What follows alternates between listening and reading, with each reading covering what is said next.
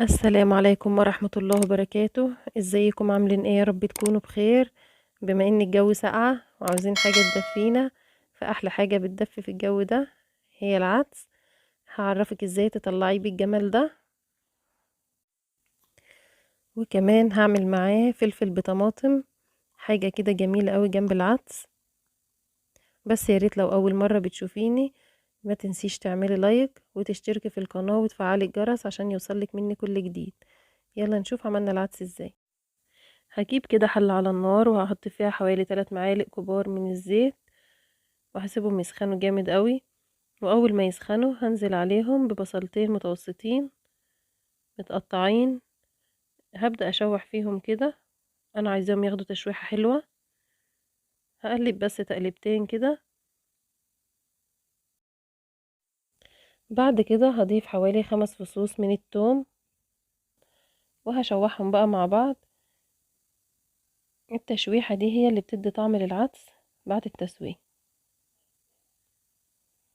اول ما ياخدوا بقى اللون الذهبي ده لسعة كده بسيطة، هبدأ اضيف جزرتين متوسطين متقطعين ياخدوا برضو تشويحة معاهم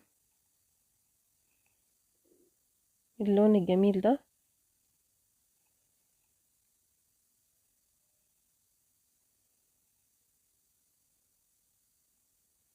بعد كده معايا حوالي 3 حبات من الطماطم متقطعين مكعبات، يا دوب تقليبة واحدة بس معاهم. وبعد كده هضيف بقى العدس ده، نص كيلو من العدس مغسول ومتصفي.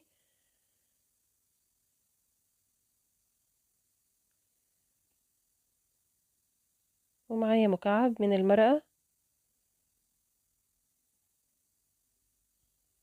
هقلب بقى كل ده مع بعضه تمام قوي كده. هنزل عليه بقى بمية مغلية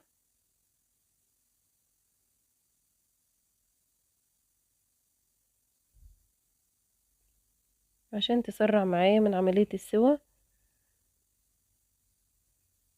هسيبه بقى يستوي مع نفسه.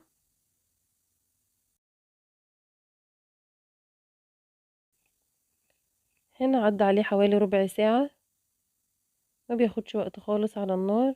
زي ما انتوا شايفين كده القوام بتاعه بدأ يتقل ولف كده في المية، والخضار كله استوى.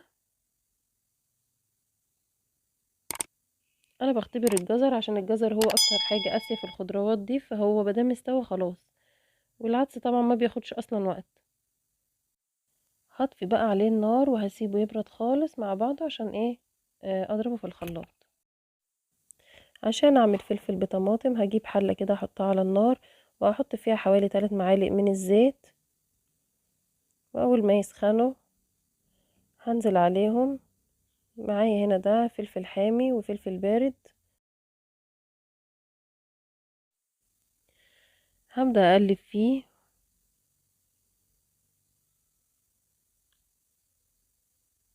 انا عايزاه يدبل كده وياخد لون.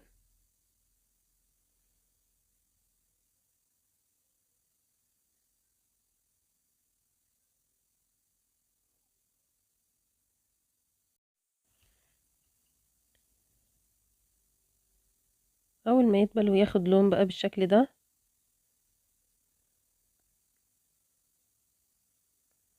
هنزل بحوالي 3 فصوص كده من الثوم المفروم وهقلبهم مع بعض. اول ما ريحة بس الثوم تطلع، هنزل بطماطم انا مقطعاها مكعبات، حوالي 4 حبات من الطماطم متقطعة مكعبات. وهضيف حوالي نص معلقة صغيرة من الملح. وهحط لها كوباية صغيرة من المية. وهقلبها بقى وهسيبها بقى تتسبك خالص كده مع نفسها لحد ما الطماطم بقى تطرى خالص وتنزل المية بتاعتها وتتسبك وتبقى بالشكل ده. كده خلاص خلصت معايا. نرجع بقى للعدس. انا هنا العدس بعد ما برد خالص ضربته في الخلاط وصفيته وبقى بالقوام ده. لسه طبعا هيتقل تاني. في المرحلة دي انا ما بحطلهوش غير معلقة صغيرة من الملح ومعلقة صغيرة من الكمون، بس كده. هسيبه بقى ياخد غلوة بالشكل ده. شايفين الجمال؟ شايفين لون العدس عامل ازاي؟ بعد كده بقى هجيب طاسة وهحط فيها حوالي معلقة كبيرة كده من اللي هي الضاني، بتدي طعم حلو قوي للعدس. لو مش حابة تضيفيها عادي، اعتبريني ما حطيتهاش واستعملي الزيت عادي. وهضيف معاها حوالي ربع كوباية كده من الزيت، وهبدأ اخلي اللي هي تسيح خالص بالشكل ده. وبعد كده هضيف بقى الشعرية، دول حوالي 200 جرام او نص كيس من الشعرية. النص كيلو العدس بياخد نص كيس شعرية. هحمرها بقى واخليها تاخد لون ذهبي بالشكل ده.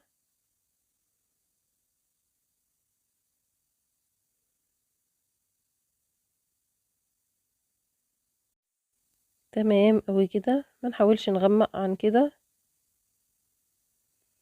بعد كده بقى هنضيف الشعرية على العدس.